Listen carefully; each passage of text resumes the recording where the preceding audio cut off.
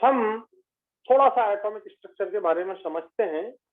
सब जानते हैं यार एटम क्या होता है। Atom is made up of electron, proton, neutron. सोचो कि एटम जो होता है किससे बनता है? सबसे पहले electron, proton and neutron. Electron, proton, neutron, एक से ज्यादा हो तो इलेक्ट्रॉन, प्रोटॉन, न्यूट्रॉन। ठीक है, जरा सोचो कि जो आप एटम है, एटम, इलेक्ट्रॉन, प्रोटॉन, न्यूट्रॉन, ये आपका न्यूक्लियस है। न्यूक्लियस में प्रोटॉन्स होते हैं प्लस न्यूट्रॉन्स होते हैं। Nucleus contains proton and neutron, and proton और न्यूट्रॉन को मिलाकर के हम बोलने लगते हैं ये हो गया आपका न्यूक्लियस। और ये जो प्रोटॉन और न्यूट्रॉन दोनों को हमने कंबाइनली बोला न्यूक्लियॉन्स।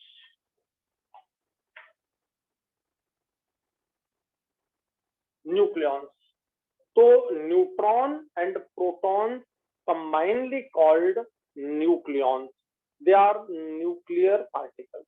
ठीक है, और ध्यान से सुनना, ये जो पूरा न्यूक्लियस है, इस पूरे न्यूक्लियस की जो स्टडी है, न्यूक्लियस के बारे में जो स्टडी है, वो स्टडी हम करते हैं न्यूक्लियर केमिस्ट्री में। न्यूक्लियस की स्टडी हम किस में करेंगे? न्यूक्लियर केमिस्ट्री में।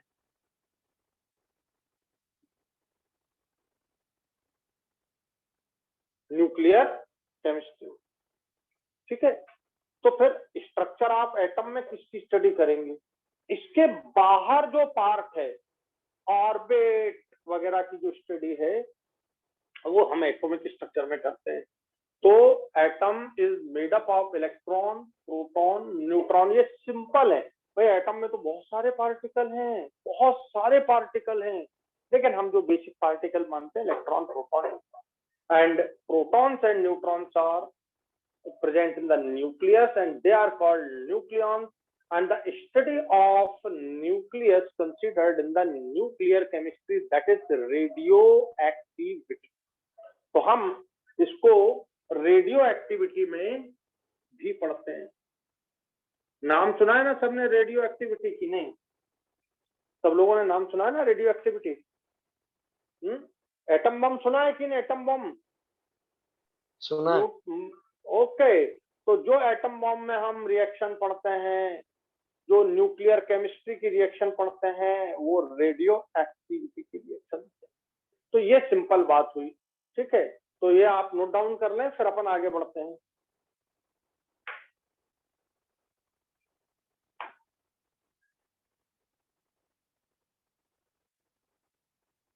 अब देखो,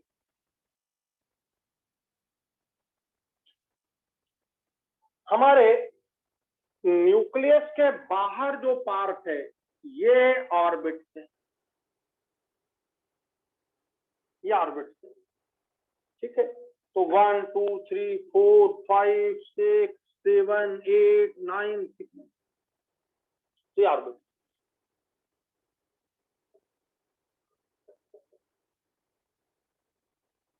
ध्यान देना बेटा, तो हम इसकी जो स्टडी है ये करते हैं एटॉमिक स्ट्रक्चर में। ऑर्बिट से रिलेटेड जो भी स्टडी है वो हम करते हैं एटॉमिक स्ट्रक्चर में, और न्यूक्लियस से जो रिलेटेड स्टडी है वो हम करते हैं रेडियो केमिस्ट्री में। दोनों में डिफरेंस समझ आ गया तुम लोग को कि नहीं आया? तो ये ऑर्बिट नंबर 1, ये ऑर्बिट नंबर 2, ये ऑर्बिट नंबर 3 4 5 6 7 8, और चले जाइए इंफिनिटी तक। कहां तक चले जाइए? इंफिनिटी तक। तो ये हम, तो अब आपने इसका नाम के ऑर्बिट भी नाम सुना होगा। कभी कभी आप इसको के बोलते हैं, फर्स्ट ऑर्बिट को, इसको हम एल बोलते हैं। के, L, M, N, O, P, इस तरह से रिप्रेजेंट करते हैं हम। तो दीज आर द ऑर्बिट, के, L, M, N, O, P.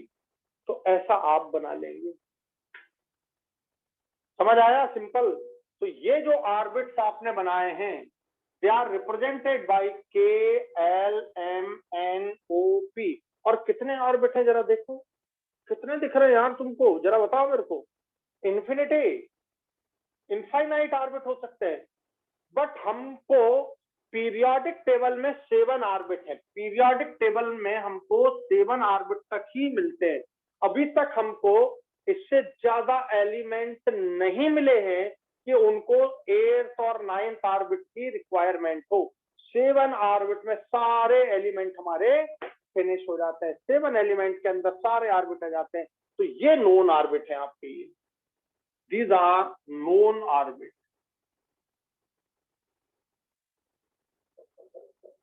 बात समझ आई कि नहीं?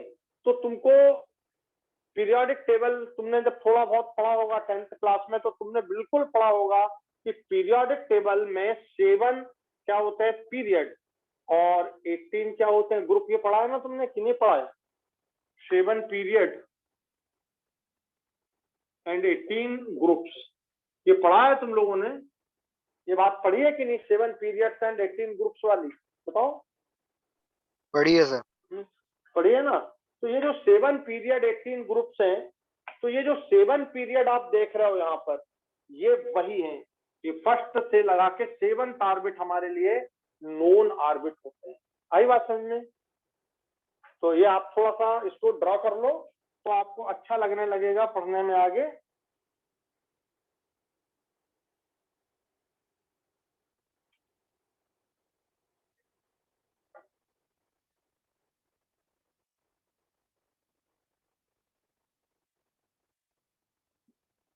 हो गया ये पॉइंट क्लियर आपको?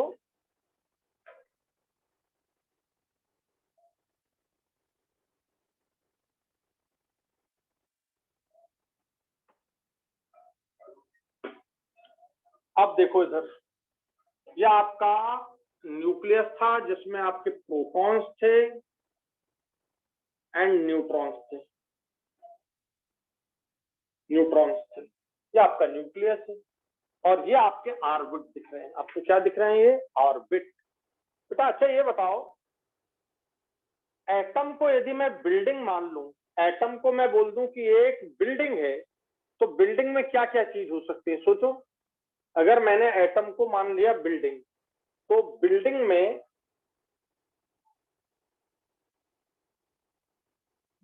में क्या क्या चीज हो सकती है? ये एटम को मैंने मान लिया बिल्डिंग, एटम को मैंने मान लिया बिल्डिंग, तो एटम में माने बिल्डिंग में क्या क्या चीजें हो सकती हैं? तो बिल्डिंग में हो सकता है, ये देखिए, जैसे किसी बिल्डिंग में आप जाते हो, तो आप बड़ी बिल्डिंग देख रहे हो यार, ग्राउंड फ्लोर, फिर first floor, second floor, third floor, fourth floor, 8th floor, 10th floor, ये फ्लोर बढ़ते जाते हैं। तो हम जो फ्लोर बोलते हैं बिल्डिंग को, जो हम फ्लोर बोलते हैं बिल्डिंग के, ये जो फ्लोर है, फ्लोर या फ्लोर्स जिसे हम बोले, तो ये होते हैं ऑर्बिट, एटम के ऑर्बिट या ऑर्बिट। ये आप देख रहे हैं, ये आप ग्राउंड फ्लोर पर खड़े हैं।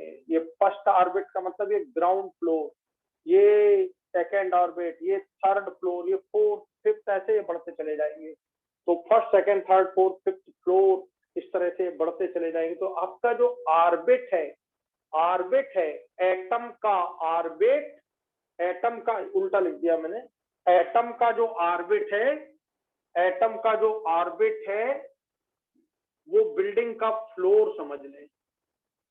एक से ज्यादा होंगे तो फ्लोर हो जाएंगे। भाई हाइड्रोजन में एक ही ऑर्बिट होता है, हीलियम में ओनली 1 ऑर्बिट होता है, लिथियम में 2 ऑर्बिट होते हैं। ऐसे ऑर्बिट 2, 3, 4, 5, 6 ऐसे बढ़ते चले जाते हैं। तो ये फ्लोर्स हैं, उनको हमने बोला ऑर्बिट। बात क्लियर हो गई? अब तुम किसी फ्लोर पर चढ़ गए, सपोज तुम्हारे फ्रेंड का जो फ्लैट है वो फर्स्ट फ्लोर पर है, तो आपको फर्स्ट फ्लोर पर जाना पड़ेगा। और किसी और फ्रेंड का फ्लोर थर्ड पर है, तो आपको थर्ड फ्लोर पर जाना पड़ेगा। फ्लैट है, अब उसमें तो बहुत सारे फ्लैट हैं, एक फ्लोर पर कम से कम 6, 8, 10 जितने भी फ्लैट हो। तो फ्लैट, फ्लोर के अंदर आप जब जाओगे तो फ्लोर के अंदर आपको फ्लैट मिलेंगे, फ्लैट या फ्लैट्स मिलेंगे। और हम ऑर्बिट के अंदर जाएंगे। इन ऑर्बिट के अंदर जब हम जाएंगे तो हमें मिलेंगे सब ऑर्बिट। तो फ्लोर पर चल गए आप किसी पर, तो वहां पर बहुत सारे आपको फ्लैट नजर आएंगे। और यदि मान लीजिए, ठीक है, अब हम ऑर्बिट के अंदर चले जाएं, तो हम ऑर्बिट के अंदर जाएंगे तो हमें सब ऑर्बिट नजर आएंगे। समझ आ गया? तो ऑर्बिट, सब ऑर्बिट। अब अगर आप फ्लैट के अंदर चले गए, आपका फ्रेंड फ्लैट 5 में है, फ्लोर 1 पर फ्लैट 5 में है, तो आप फ्लैट 5 की बटन को आपने दबाया, उसने दरवाजा खोला, आप अंदर चले गए। अंदर गए तो फ्लैट देखा, अरे बहुत बढ़िया रूम है यार। इसका मतलब फ्लैट के अंदर क्या है? रूम है। फ्लैट के अंदर रूम एक भी हो सकता है, ज्यादा भी हो सकते हैं। तुमने नाम सुना होगा 3 BHK। तो 3 BHK, बी का मतलब बेडरूम, एच का मतलब हॉल, के का मतलब किचन। तो 3 बेडरूम है उसमें। 1 BHK माने 1 बेडरूम है। तो आपका ये रूम्स आपको दिखाई देने लगे फ्लैट के अंदर। बोले यार तुम्हारा फ्लैट बहुत अच्छा है, इसमें 3 BHK। बोले सर 3 BHK है ये, इसमें 3 बेडरूम है।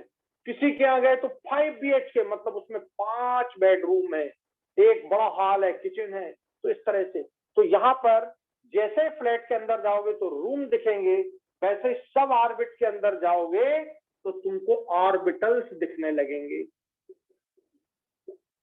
ऑर्बिटल या ऑर्बिटल्स दिखने लगेंगे। ऑर्बिटल एक भी हो सकता है, उससे ज्यादा भी हो सकते हैं।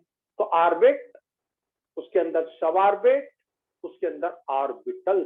और जैसे ही तुम फ्लैट के अंदर गए तो रूम दिखे, और रूम में इस तरफ बेडरूम में, ठीक है, बोले दादा दादी सो रहे हैं, बुढ़े लोग हैं। बोले इधर ड्राइंग रूम में भैया कुछ काम कर रहा है। तो क्या दिखने लगे तुमको रूम में? क्या दिखने लगे तुमको? आदमी दिखने लगे, मम्मी पापा भाई बहन दिख रहे हैं, कोई डाइनिंग में बैठा है, कोई किचन में मम्मी काम कर रही है। इसका मतलब रूम में कौन है? इसका मतलब रूम में कौन है, जल्दी बताओ? हम लोग हैं। We are in the room, हम लोग हैं, हम लोग हैं रूम के अंदर, आदमी बैठे हुए हैं। ठीक है, आपको पॉइंट क्लियर हो रहा है कि नहीं?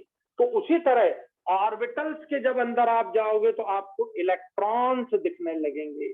इलेक्ट्रॉन्स जो होते हैं वो ऑर्बिट के अंदर होते हैं, ऑर्बिटल्स के अंदर होते हैं। अब बताओ ये पूरा सेटअप आपको समझ आया कि नहीं? ये पूरा सेटअप समझ आया आप लोग को? बताओ मेरे को, ये सेटअप आपको समझ आया कि नहीं अब? Yes sir. ओके, तो आप ऐसा का ऐसा लिखेंगे ये सेटअप, बिल्कुल, ताकि आपसे कभी मिस्टेक ना हो। तो बिल्डिंग को मैंने एटम जैसा माना, फ्लोर्स को ऑर्बिट है, फ्लैट सब ऑर्बिट है, रूम ऑर्बिटल्स हैं। यहाँ ये जो लगा है ना, ये साइन देखिए, माने ऑर्बिटल एक भी हो सकता है, ऑर्बिटल्स भी हो सकते हैं। ये सब ऑर्बिट एक भी हो सकता है, ज्यादा भी हो सकते हैं। ये साइन है ऑर्बिट या ऑर्बिट्स, तो एक भी हो सकता है, ज्यादा भी हो सकते हैं, तो इसके लिए है ये। ठीक है, तो आपको ये बात समझ आ गई होगी। ऑर्बिट, उसके अंदर सब ऑर्बिट, उसके अंदर ऑर्बिटल्स, उसके अंदर है इलेक्ट्रॉन। तो ये जो पूरी स्टडी है आपकी, ये पूरी स्टडी आती है स्ट्रक्चर ऑफ एटम के अंतर्गत। और न्यूक्लियस में प्रोटॉन और न्यूट्रॉन के जो डिकम्पोजिशन, जो डिसइंटीग्रेशन के रिएक्शन हैं, वो आते हैं न्यूक्लियर केमिस्ट्री के अंतर्गत। तो there are 2 separate part of atom, nuclear chemistry and atomic.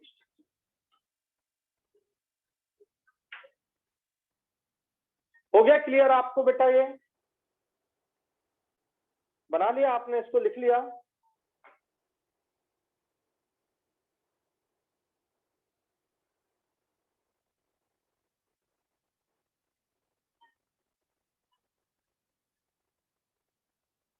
कर दूं मैं क्लीन इसको? जी सर।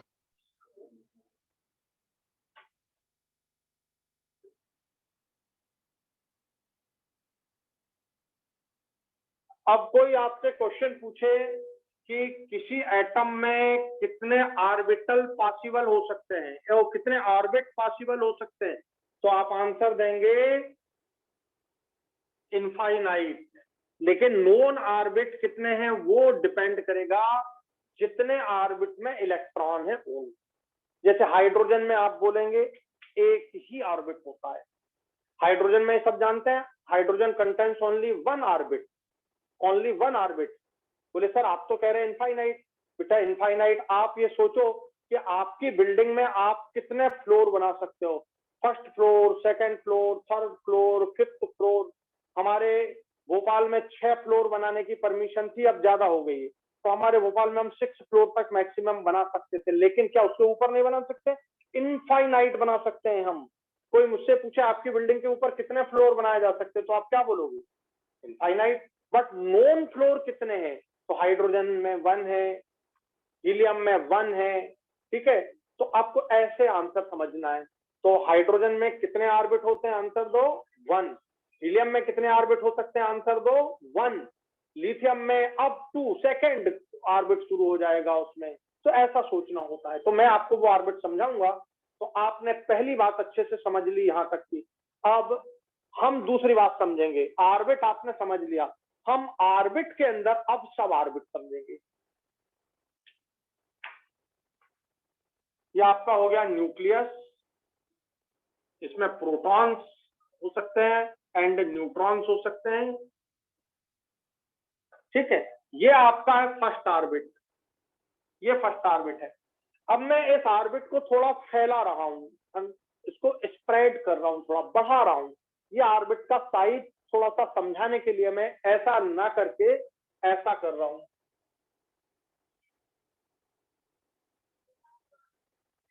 ये आपका हो गया फर्स्ट ऑर्बिट, ये आपका हो गया फर्स्ट ऑर्बिट। ये ऐसा, ये पूरा स्फेरिकल है, लेकिन मेरा बोर्ड छोटा है, तो मैं अगर इतना बड़ा स्फेरिकल बनाऊंगा तो उधर कुछ दिखेगा ही नहीं, तो मैंने इतना बना दिया और फिर सेकंड ऑर्बिट बढ़ाऊंगा तो वो और बड़ा हो जाएगा।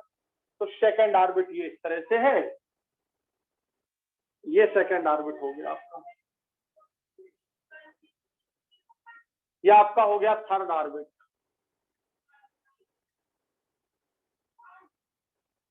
ये आपका हो गया फोर्थ ऑर्बिट,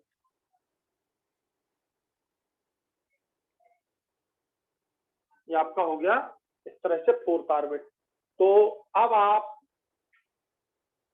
1 2 3 4 5 6 7 8 कितने भी ऑर्बिट को बना सकते हैं। तो ध्यान से समझिएगा आप, अब थोड़ी समझने वाली बात आती है। तो इसको आप अभी लिख ही चुके हो ऑर्बिट। ये हो गया आपका फर्स्ट ऑर्बिट, इसी को हम बोलते हैं के। ये हो गया आपका सेकंड ऑर्बिट, इसको बोलते हैं एल। ये हो गया आपका थर्ड ऑर्बिट के एल एम, और ये हो गया फोर्थ ऑर्बिट एन। ऐसे बढ़ते चले जाएंगे के L M N O P, इस तरह से। अब मुझे ऑर्बिट के अंदर सब ऑर्बिट की बात, इस ऑर्बिट के अंदर मुझे सब ऑर्बिट समझना है, सब ऑर्बिट, ठीक है।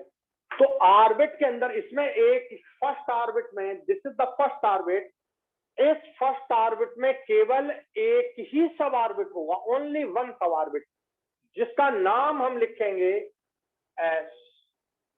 ये एस सब ऑर्बिट, समझ गए? क्या नाम लिखेंगे इसका? एस सब ऑर्बिट। इसका नाम क्या है? के। इसका नाम एल एम एन, लेकिन इसको हम बोलते हैं first orbit, second orbit, third orbit, fourth orbit. But ये फर्स्ट ऑर्बिट में हमको एक ही सब ऑर्बिट मिल रहा है जिसका नाम है एच। बात समझ आ गई? बात समझ आ गई? बोले सर ये क्या एस? तो इसका नाम है एस सब ऑर्बिट का, आप डरेंगे नहीं। एस का मतलब ये स्पेक्ट्रम लाइनें होती हैं, एस पी डी एफ, ठीक है। तो ये स्पेक्ट्रम लाइन के नाम है। पी का मतलब हो गया जैसे प्रिंसिपल, डी का मतलब डिफ्यूज, एफ का मतलब फंडामेंटल। तो इस तरह से, तो ये एस सब ऑर्बिट है आपका, एस ये सब ऑर्बिट है। अब इसमें सेकंड में भी हमको सब ऑर्बिट मिलेगा, ये एस सब ऑर्बिट हमको सेकंड में मिलेगा, ये मिल गया सेकंड में। इसमें और इसमें थोड़ा डिफरेंस है। हम ये बोलेंगे, जरा सोचो, फर्स्ट ऑर्बिट के एक ही सब ऑर्बिट है एस, लेकिन सेकंड ऑर्बिट में आपको दो सब ऑर्बिट मिलेंगे, एक तो यही एस और दूसरा मिलेगा पी। ये पी सब ऑर्बिट, ये स्मॉल एस है, स्मॉल एस है, स्मॉल पी है।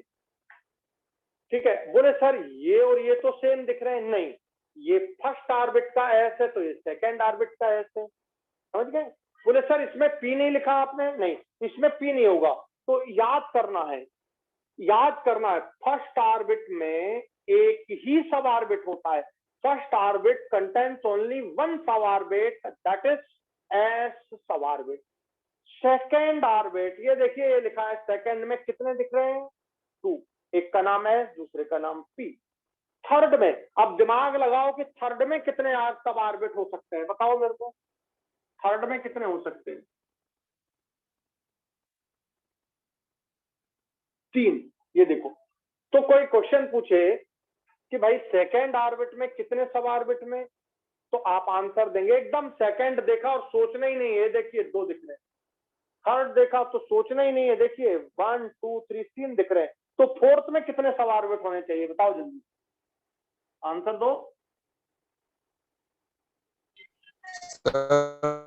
फोर, फोर में फोर। बोले अगर मान लो मैं बोलता हूं कि फोर में फोर सब ऑर्बिट है, मैं बोलता हूं फोर में फोर सब ऑर्बिट है, तो तुम नाम बता सकते हो। बोले हाँ सर नाम बता सकते हैं। बोले क्या, बोले एक का एस पी डी एफ, इसमें केवल एस होता है, इसमें केवल एस है, इसमें एक और बढ़ जाता है एस के साथ पी, क्योंकि ये सेकेंड ऑर्बिट है। इसमें एक और बढ़ जाता है एस और पी, तो यहां तक आ गया एस पी, एक और बढ़ जाता है डी, ये थर्ड में। इसमें एक और बढ़ जाता है four, S P D F. अब मुझे बताओ अगर तुम्हारे पास पांचवा ऑर्बिट होता, फिफ्थ ऑर्बिट होता, तो उसमें कितने सब ऑर्बिट होते, आंसर दो। 5। बिल्कुल। तो क्वेश्चन यही आता है कि अगर आपके पास फोर सब ऑर्बिट है, अगर आपके पास फोर्थ ऑर्बिट है, फोर्थ ऑर्बिट को आप एन भी बोल सकते हो, हाउ मेनी सब orbits present in the fourth orbit.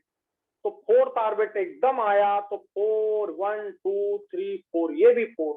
तो यहां पर आपको दिख रहे हैं वन सब ऑर्बिट, ओनली वन सब ऑर्बिट। यहां पर आपको दिख रहा है टू सब ऑर्बिट, यहां पर आपको दिख रहे हैं थ्री सब ऑर्बिट, और यहां पर आपको दिख रहे हैं फोर सब ऑर्बिट।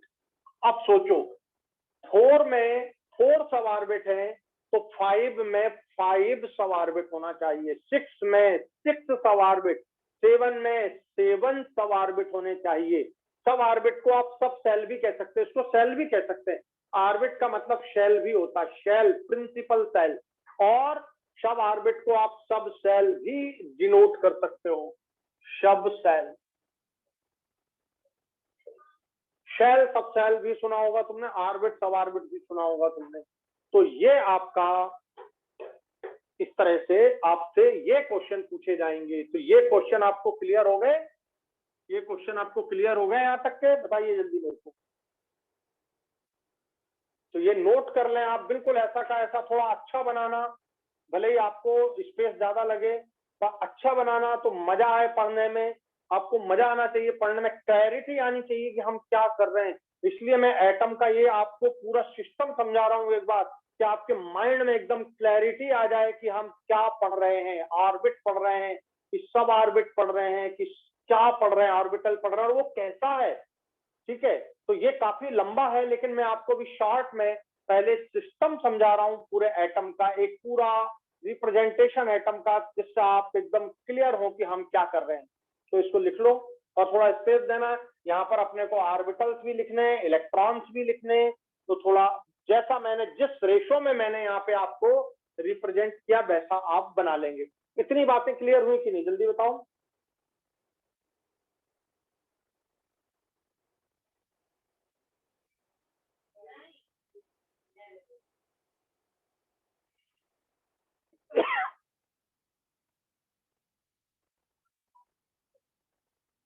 ये पूरे पॉइंट्स आपको क्लियर हो गए कि नहीं, यस और नो।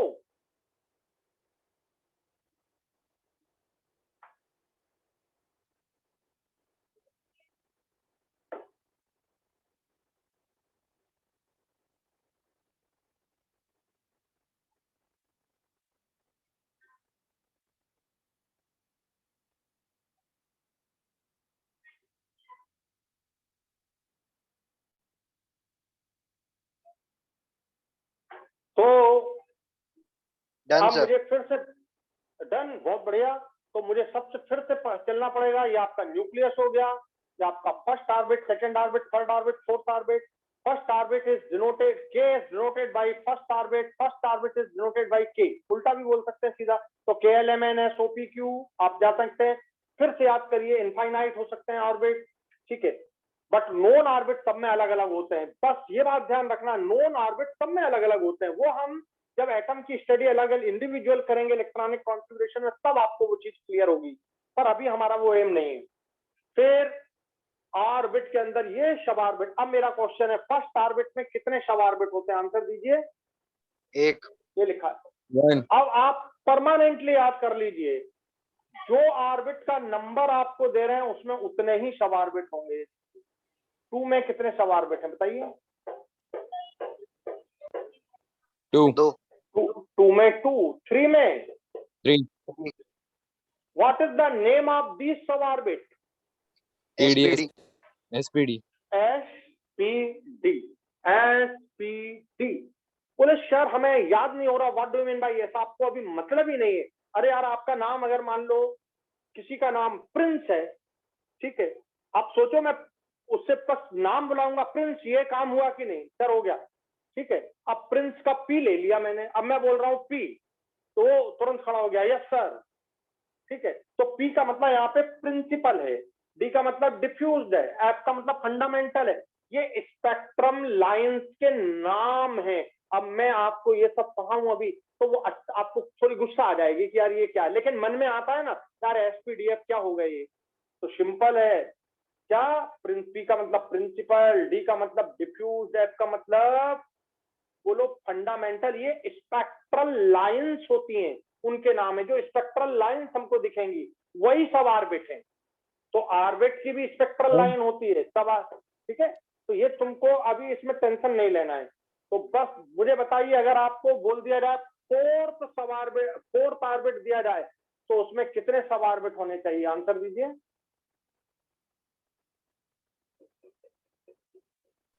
फोर।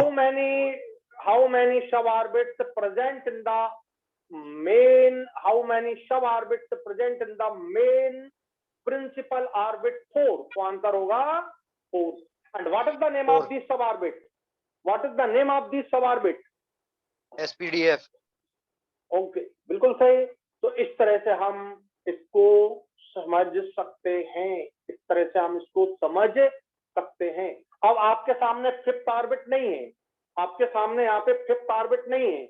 मैं फिफ्थ ऑर्बिट को यहाँ पर सिंपली रिप्रेजेंट कर रहा हूं। तो बताइए, अगर मैं आपको फिफ्थ ऑर्बिट दूं तो उसमें कितने सब ऑर्बिट होने चाहिए? तो भाई फिफ्थ ऑर्बिट यदि मैं आपको देता हूं, ये मैंने आपको फिफ्थ ऑर्बिट दी, तो उसमें कितने सब ऑर्बिट होने चाहिए? और KLM है 5। बिल्कुल सही। तो KLMNO हो जाएगा ये। तो 5 में 5। ये देखिए 4 तो ये दिख रहे हैं, एक S होगा, दूसरा P होगा, D होगा, F होगा। बोले सर क्या यही होते? नहीं, बढ़ते जाते हैं। ये देखो S इसमें भी है, इसमें भी है, इसमें भी है, इसमें भी है, और इसमें भी आ गया है। P इसमें नहीं है, इसमें है। P इसमें भी है, P इसमें भी है, P इसमें भी है, लेकिन D इसमें नहीं है। तो इतनी इंपॉर्टेंट चीज मैं आपको समझा रहा हूं, ये गजब की इंपॉर्टेंट है कि D इसमें नहीं है। D यहां से स्टार्ट होता है थर्ड से, F यहां से स्टार्ट होता है फोर्थ से। इतनी गजब की चीज मैं समझा रहा हूं आपको पहली क्लास में। और अगर आप सर F के बाद हाँ, SPDF ये आ जाएगा G ऐसे। तो ये नाम दे दी हमने। अब भाई किसी का नाम गणेश है तो गणेश के लिए हमने G यूज कर लिया। किसी का नाम, मेरा नाम पवन है तो P यूज कर लिया। मुझे PK सर भी बोलते हैं, कोई PG सर भी बोलते हैं, ठीक है। तो क्या उसमें प्रॉब्लम है? तो यहाँ पर हमको ये गिनना है 1 2 3 4 5।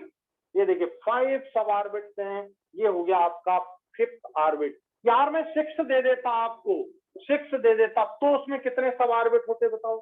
6 में कितने सब ऑर्बिट होते बताओ? 6।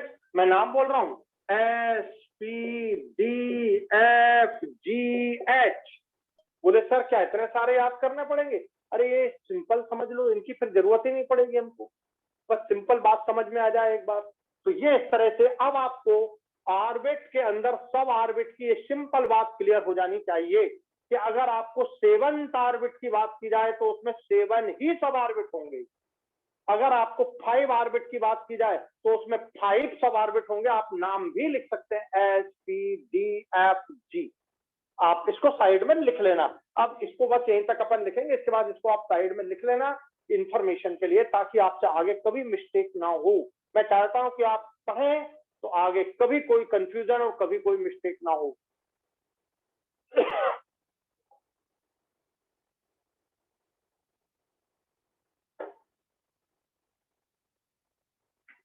तो ये लिख लें,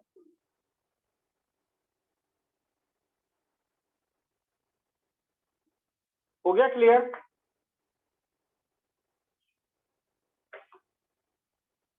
क्लीन कर दूं मैं इसको?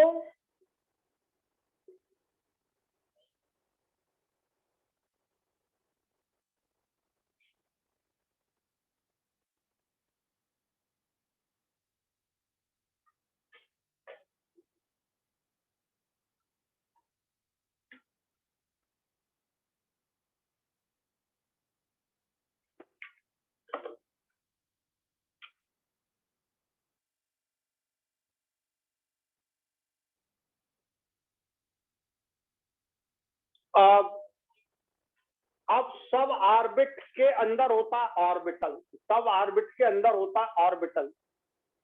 तुम सब ऑर्बिट को तुमने क्या नाम दिया था? फ्लैट, फ्लैट दिया था ना, फ्लोर, फ्लोर के अंदर फ्लैट, फ्लैट के अंदर क्या था? रूम।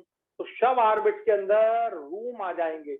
इसको समझना है, अब इसको बड़े ध्यान से समझना है, बहुत ध्यान से समझना है। यहाँ देखिए, एस में होता है एक ही रूम। मैं यहाँ पे ऑर्बिटल की बात कर रहा हूं, मैं यहाँ पर अब ऑर्बिटल की बात कर रहा हूं।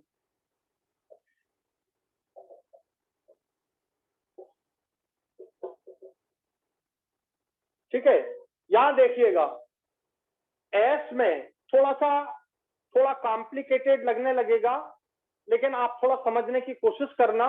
ठीक है, थोड़ा समझने की कोशिश करना, तो ये क्लैरिटी अगर एक बार आ गई तो अपने को मजा आएगा पढ़ने में।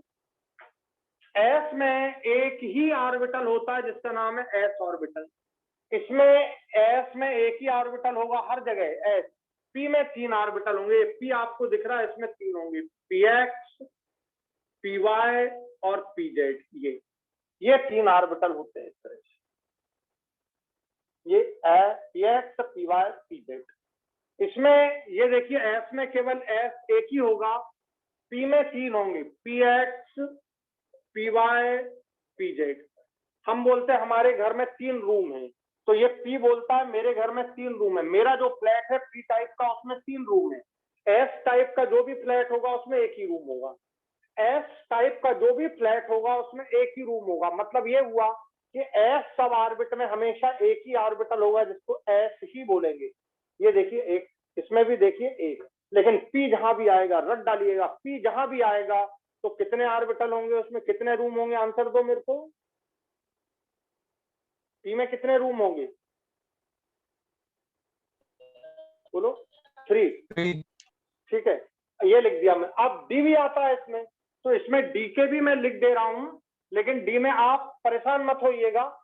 ठीक है, डी में 5 होते हैं, ये डी में 5 रूम होते हैं। अभी हम सिर्फ लिख रहे हैं, हमको कोई ऐसा इसमें ज्यादा टेंशन नहीं लेना, सिर्फ समझ डेवलप करना है। तो डी में ये 5 आ गए, D X Y, D Y Z, D X Z और D X square minus Y square और डी जेड स्क्वायर। ये डी में ऐसे 5 होते हैं। तो एस में एक ही होता है, ये सब बहुत ध्यान से समझना, बहुत ध्यान से। एस में एक ही है, ये देखो, एस में यहां भी एक है, एस में यहां भी एक है। माने कोई भी क्वेश्चन पूछे एस में कितने ऑर्बिटल होते हैं तो आंसर दो। एस में कितने ऑर्बिटल होते हैं, आंसर दो। 1। एस में कितने ऑर्बिटल? 1। पी में कितने ऑर्बिटल होते हैं, आंसर दो। 3। इसका मतलब यदि पी में 3 है तो यहाँ वाले पी में भी 3 होंगे, ये देखो, यहाँ वाले पी में भी 3 होंगे, यहाँ वाले पी में भी 3 होंगे, सब में 3 होंगे। ठीक है, और डी में ये 5। तो एस में हमेशा, अब ऑर्बिटल्स की बात कर रहा हूं, एस में हमेशा 1 होगा, पी में हमेशा 3 होंगे, ये लिखे सामने देखिए, P X P Y P Z ये 3 हैं। डी में हमेशा कितने होंगे, जल्दी बोलिए, 5 होंगे, ये देखिए 5, 1 2 3 4 5, ये नाम है। आप अभी इनमें नाम में ज्यादा मत उलझना कि सर ये कैसे याद करें, बस सुन लो, 5 है, ठीक है, 5 है, बस ये लिख दिया मैंने। और एफ में जरा सोचो कि 1 3 5 ऐसा कुछ दिख रहा है, 1 3 5, तो एफ में 7 मन से बताओ कितने, बहुत शानदार, 7, बहुत शानदार, 7, ऐसे ये आपको ऑर्बिटल्स मिल जाएंगे। अब बताओ यहाँ पे टोटल काउंट करोगे तो कितने आएंगे, ए काउंट करो इसको, 1 + 3 4 9 + 7 16 ऑर्बिटल टोटल हो गई, 16। यहाँ पर टोटल काउंट करो कितने ऑर्बिटल हो रहे हैं, ये देखिए 9 ऑर्बिटल्स हो रही है, 9, ये ऑर्बिटल्स कंप्लीट हो गए आपके, ये ऑर्बिटल, ठीक है। यहाँ पर काउंट करो कितने ऑर्बिटल, 1 2 3 4, ये इक्वल टू 4 ऑर्बिटल्स हो गए, ये 4 ऑर्बिटल थे। और यहाँ पर केवल 1 ऑर्बिटल है, ये देखिए, ये ऑर्बिटल आपका क्लियर हो गया। तो आपका सबसे पहले हुआ ऑर्बिट, ऑर्बिट में हुआ सब ऑर्बिट, सब ऑर्बिट में हो गए ऑर्बिटल्स। ये देखिए यहाँ पर आपके 9 दिख रहे हैं, यहाँ पर आपको 4 दिख रहे हैं, यहाँ पर आपको 1 दिख रहे हैं, यहाँ पर आपको 16 दिख रहे हैं। अब बताइए ये कॉन्सेप्ट क्लियर हुआ कि नहीं, बोलो यहाँ तक का कॉन्सेप्ट आपका क्लियर हुआ कि नहीं।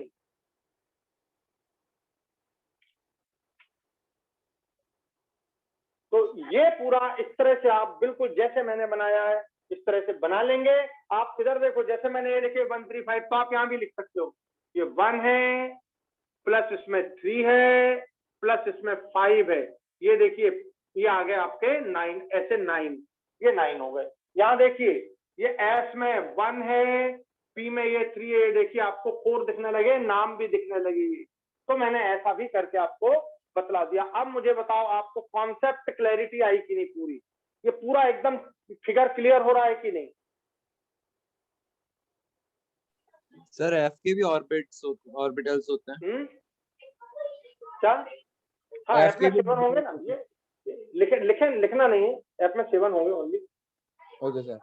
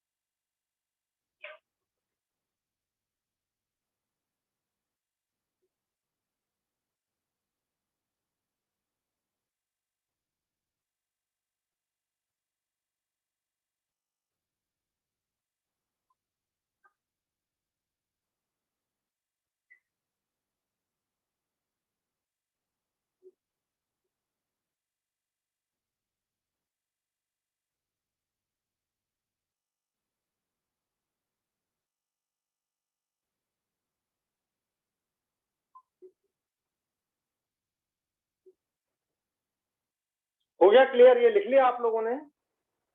Yes sir. अच्छा मुझे बताओ, तुमको मालूम है फर्स्ट ऑर्बिट में कितने इलेक्ट्रॉन होते हैं ऑलवेज, कभी पढ़ा है तुमने, पहली ऑर्बिट में कितने इलेक्ट्रॉन होते हैं, 2 और सेकंड ऑर्बिट में कितने इलेक्ट्रॉन होते हैं, 8 क्यों भाई, फर्स्ट बोलते जाना मेरे को, फर्स्ट ऑर्बिट में कितने इलेक्ट्रॉन होते हैं, 2 सेकंड ऑर्बिट में कितने इलेक्ट्रॉन होते हैं, 8 आसिमा आसिमा समझ आ रहा है, सेकंड ऑर्बिट में कितने इलेक्ट्रॉन होते हैं, 8 8, क्लियर है ना। और थर्ड ऑर्बिट में, 8 थर्ड ऑर्बिट में 8. मैक्सिमम नंबर ऑफ इलेक्ट्रॉन, ना ना ना ना, और सोचो, 18, थर्ड ऑर्बिट में maximum 18, maximum maximum number of electron. अब ध्यान से सुनना, बस लास्ट पॉइंट समझा रहा हूं, एकदम ध्यान से सुनना।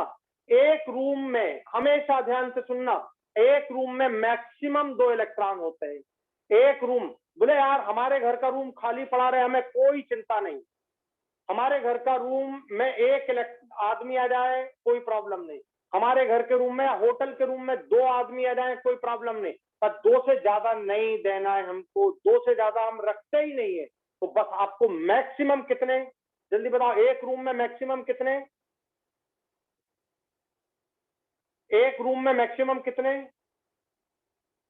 2। 2। अब यहाँ देखो सब लोग, कितने रूम है, यहाँ देखो कितने रूम है, एक। तो यहाँ आपके मैक्सिमम इलेक्ट्रॉन 2 आ जाएंगे। यहाँ देखो कितने रूम है, 1 2 3 4, तो मैक्सिमम इलेक्ट्रॉन यहाँ 8 आ जाएंगे। यहाँ देखो कितने रूम है, यहाँ देखो कितने रूम है, 9. 9, तो मैक्सिमम इलेक्ट्रॉन 18 आ जाएंगे। ये बात है मैक्सिमम की, ये समझना बात, ये मैक्सिमम की बात है। और यहाँ देखो कितने रूम है, तो मैक्सिमम इलेक्ट्रॉन यहाँ कितने आ जाएंगे, बताओ जल्दी बताओ। 32. यार तुमने ये रूल पढ़ा होगा 2n², पक्के में पढ़ा होगा, ऐसा कोई स्टूडेंट नहीं है जिसने 2n² रूल ना पढ़ा हो। 2n² पढ़ा है आपने सर। पक्के में पढ़ा है ना। ये n Yes, का वैल्यू रख दो, 1 2 3 4, ये n का वैल्यू, 2n² में n का वैल्यू रख दो, 2n² में n का वैल्यू रख दो, तो यहाँ पर 2 आ जाएगा, यहाँ पर 8 आ जाएगा, यहाँ पर 18 आ जाएगा, यहाँ पर 32 आ जाएगा। ये 2n² में n का वैल्यू, ये n है, 1 2 3 4, ये 2n² रूल का मामला क्लियर हो गया। बोलो यहाँ तक की पूरी बातें समझ आई? n का वैल्यू रखना आता है ना, n का वैल्यू रखना 1 तो कितना आएगा 2, n का वैल्यू रखना 2 तो कितना आएगा 8, n का वैल्यू रखना ये 3, n का वैल्यू तो आ जाएगा 18। क्या 2n² का n जो स्मॉल n होता है, 2n² में जो स्मॉल n है ये दिख रहा है 1 2 3, ये n दिख रहा है ना आपको, ये n है, ये जो n दिख रहा है आपको, ये n है बेटा। बोलो अब पूरा डायग्राम क्लियर हुआ या नहीं हुआ, जल्दी सर। बताओ मेरे। बोलो, अब बोलो।